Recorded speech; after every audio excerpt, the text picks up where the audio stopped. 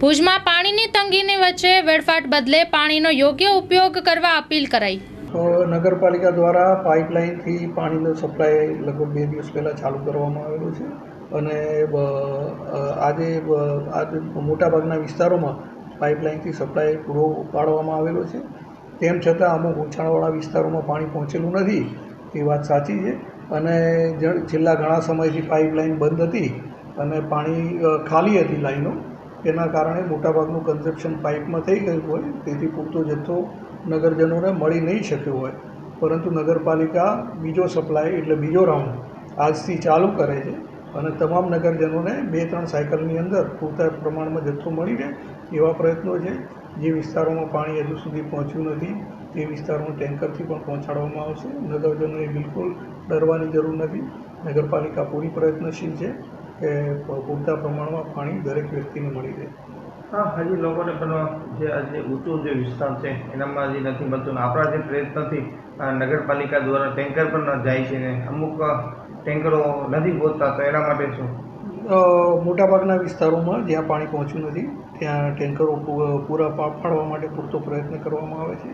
નગરપાલિકાના સ્ટાફ દ્વારા જે તે વિસ્તારોમાં દરેક નગરજનને મળી રહે કેવી રીતે થોડા પ્રમાણમાં એક જ ટેન્કરમાં 4 થી 5 ઘરોને પૂરું પાડવામાં આવે છે અને જે વિસ્તારોમાં હજુ સુધી પાણી પહોંચ્યું નથી એ વિસ્તારોનું સર્વે કરાવી લેવામાં આવેલો છે અને આ વિસ્તારોમાં અમે પાણી પહોંચાડીશું। તો આપની વાત સાચી છે। આજરોજ જ મને ફરિયાદ મળેલી, ઘણા લોકોના ફોન આવેલા છે આ બાબતે અને ફરિયાદ મળેલી છે। નગરપાલિકા છેલ્લા 10 દિવસથી રાત દિવસ મહેનત કરી અને રજાના દિવસે પણ રાત દિવસ મહેનત કરી નગરપાલિકાના કર્મચારીઓ જ્યારે નગરજનોને પાણીનો પૂરતો સપ્લાય મળી રહે તે માટે પ્રયત્ન કરી રહ્યા છે, ત્યારે અમુક બેજવાબદાર નગરજનો પાણીનો બગાડ કરી રહ્યા છે। આવી ફરિયાદો અનેક નગરજનો પાસેથી મને મળેલી છે। આ બાબતે અમે આજે અમારા તમામ વોર્ડરોને સૂચના આપેલી છે કે આવા ઇસમોને સ્થળ ઉપર નોટિસ આપી અને જરૂરિયાત જણાય કનેક્શન કાપવા માટેની પણ સૂચના આપેલી છે। નગરજનોને વિનંતી છે કે પાણી ખૂબ અમૂલ્ય વસ્તુ છે અને પાણીનો બગાડ ના કરવો જોઈએ। આ પરિસ્થિતિમાં આપણે 10 થી 12 દિવસ સુધી પાણી વગર રહેવાની જે પરિસ્થિતિ ઊભી થઈ અને નગરપાલિકાએ મહા મહેનતે લોકોને પાણીનો જથ્થો પૂરો પાડવા પ્રયત્ન કરેલો છે, તેમ છતાં અમુક બેજવાબદાર નગરજનો દ્વારા એક બાજુ ઘણા નગરજનોને પાણી મળી નથી શકતું જરૂરિયાત પ્રમાણેનું અને અમુક જણો આવી રીતે બગાડ કરે છે જે વસ્તુ વ્યાજબી નથી। આવા લોકોને વિનંતી છે કે પાણીનો ઉપયોગ ખૂબ સાવચેતીપૂર્વક કરવો જોઈએ અને પાણીનો બગાડ ના કરવો જોઈએ। હા, લોકોમાં હજી પણ જાગૃતિ નથી, અથવા તો જે નગરપાલિકાના જે અથવા તો પ્રાઇવેટ પોતાના ટાંકા છે તો એનામાં વાલ્વ રાખી દઈએ કે જેટલું પાણી પૂરતું ખપે સાવચેતી રાખવી જોઈએ નગરજનોએ કે પોતાના પાણીના ટાંકા સમયસર બંધ કરે। ઓવરફ્લો થઈને પાણીનો બગાડ થાય છે।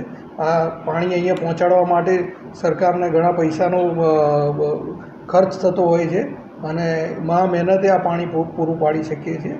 અત્યારની પરિસ્થિતિ જ્યારે એવી છે કે નગરપાલિકા વિસ્તારમાં ઘણા ઇસમોને બિલકુલ પાણી મળેલું નથી। આવી પરિસ્થિતિમાં પણ આવી બેજવાબદારીપૂર્વક વર્તન કરવામાં આવે તો તે ગેરવ્યાજબી વસ્તુ છે। આવા લોકોને વિનંતી છે કે જવાબદારીપૂર્વક કામગીરી કરે।